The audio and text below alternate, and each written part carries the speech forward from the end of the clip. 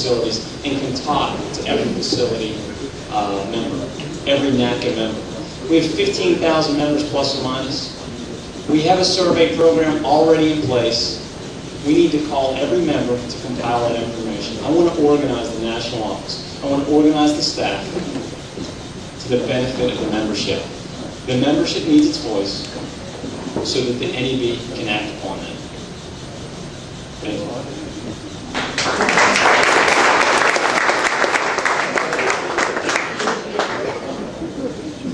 She'll have 90 seconds. 90 seconds? Okay. Well, he covered the constitutional requirements of the National Executive Vice President. I have worked closely with the previous two Executive Vice Presidents. Actually, before that, I worked closely with Randy Switz as the chair of the National Organizing Committee and Mike McNally prior to that.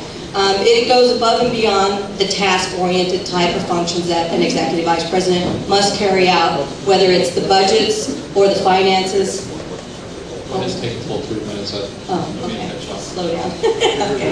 The budgets or the finances, vouchering, any of that thing, that I've been involved in, chairing the National Legislative Committee, also as a back rep at Houston Center, although a much larger budget on the national scale for the Legislative Committee. But leadership is key. Members need to be able to see somebody in front of them and want to follow them wherever it may be and believe that they're following the person for the right reasons, that that person is taking them to the Hill or taking them to the media or asking them to picket or asking them to do whatever because they're doing it for the right reasons and for the betterment of the workforce. So a leader is key. A leader that motivates and promotes activism within this union is paramount to the success of this union. I see that as a key role of the Executive Vice President. Also, that Executive Vice President should see and have the same philosophical beliefs that the President does. They should not be at war with each other. They should have the same goals and ideals to move this union forward. That doesn't mean they would agree on everything, but that means behind closed doors, they deal with their differences, but out with the membership and the National Executive Board, they come out with one unified voice, one message to the membership. It's clear to the membership what this union goals are. It's clear to everybody else what the union's goals are, and there's no hidden agenda anywhere. The Executive Vice President I see to be as a partner to the President of this union, and that's the way I'd like to see that position evolve into.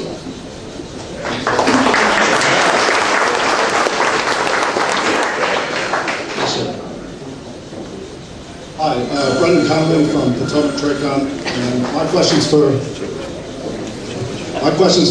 Ruth.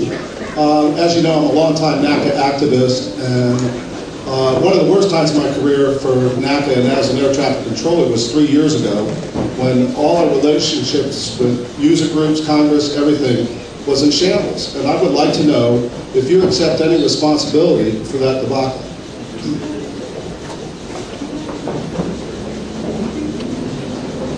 3 minutes, Ruth. I would disagree that our relationships were in shambles. Our relationships with the general aviation community, the manufacturers, and NBAA, as well as the airports, were not in a shambles. Our relationship with ATA was strained because ATA aligned with the FAA on the user fee issue. And in exchange, the FAA supported the user fee issue for the airlines. They believed that they could save about $6 billion if they could get more money from the GA community. Our relationships were actually quite strong, and if you talk to the leaders of those organizations, who I still maintain contact with, they pined for the days when we were able to work together. NACA in its inward focus moved away from issues like user fees, and I'm not a pilot. Honestly, I don't have a concern about that. I just do know that user fees are privatization, and that's an important issue for us. And that if we open that door, that our futures will be worse off for it.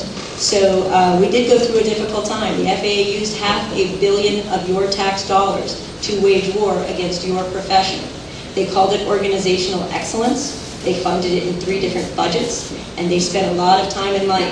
And while we were in that battle, I received emails from manufacturers, from industry, from reporters. And from the manufacturers in the industry, all those emails said the same thing. The FAA asked us to sign on to their letter against you. I want you to know we said no. We can't take a public position because they are the FAA. They signed our contracts. But we are not going to align with them, and we need you to know that. We worked very effectively with the user community. the airlines, represented by ATA, and not the airlines collectively, and not the airline CEOs, but ATA in particular, on one single agenda, user fees, align themselves with the FAA on our battle. And that was unfortunate, and I think that the ATA is wrong to take that position, not because it's bad for us, but because it's bad for their member airlines. And we can educate them on why it's bad for their member airlines and try and move them off that dime. It's bad because user fees are an unstable system. It's bad because it costs them more when times are bad. And for us, it's excruciatingly bad because there's a constant pressure for less and less money to come into the system. That less money means less money for controllers, less money for equipment, less money for training and staffing. So those were difficult times. I'm not going to say it was all sunshine and roses 6 years with the Bush administration and the Republican Congress. But I am saying that we did have a very effective fight and we had a lot of allies that we do not have today, but that can be rehabilitated.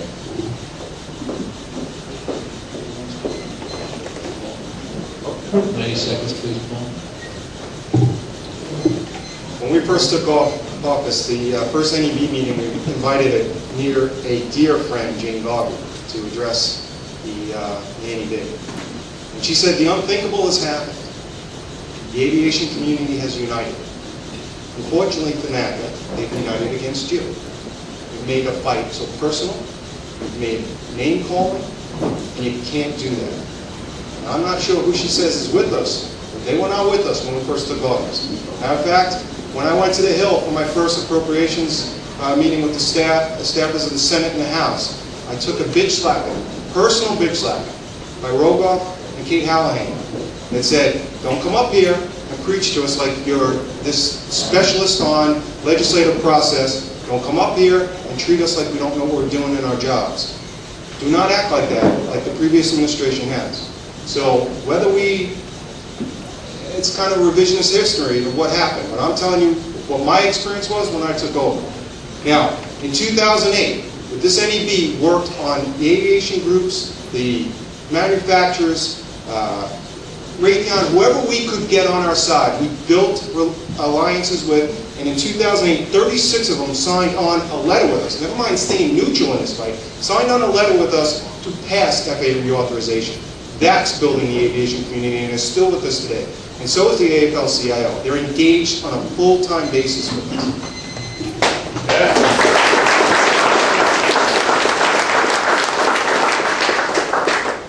Yes, sir. Eddie Harris, New York TradeCon. I have questions for the presidential candidates. How are your leadership different from the current president? Let's see, looks like it is Mr. Ramirez next.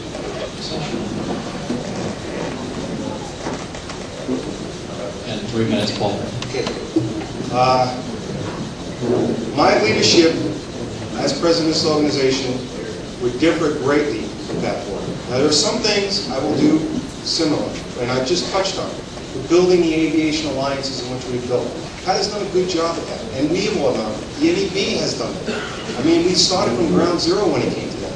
And we've actually built those alliances, and we've built those relationships.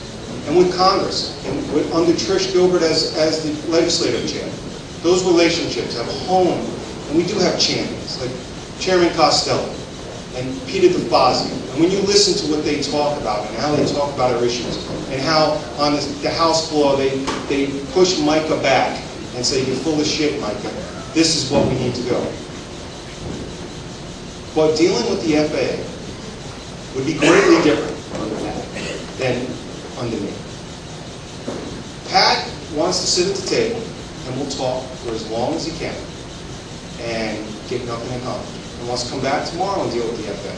And Hank Rakowski has an easy check when Congress asks him what's going on with the Memphis and the Orlando split. And Hank Rakowski can check the box and say, I'm meeting with Pat Laurie next Tuesday. And we're going to work that issue. And Pat will go to the table and he'll talk to Hank Rakowski about it. I really don't want this Memphis split to work, to go, so I want you to stop it. And Hank will say, I'll take a look at it and I'll get back to you, as he does on every issue. I gave Hank six months. I said, you must change something. You must let our members go out and get a sandwich, a cup of coffee. You must change the behavior in these facilities. They are being attacked by these managers. It's an unaccountable attack of what's going on. You have got to change this. And time again, I would go to these meetings every 2 weeks, to the point that I just started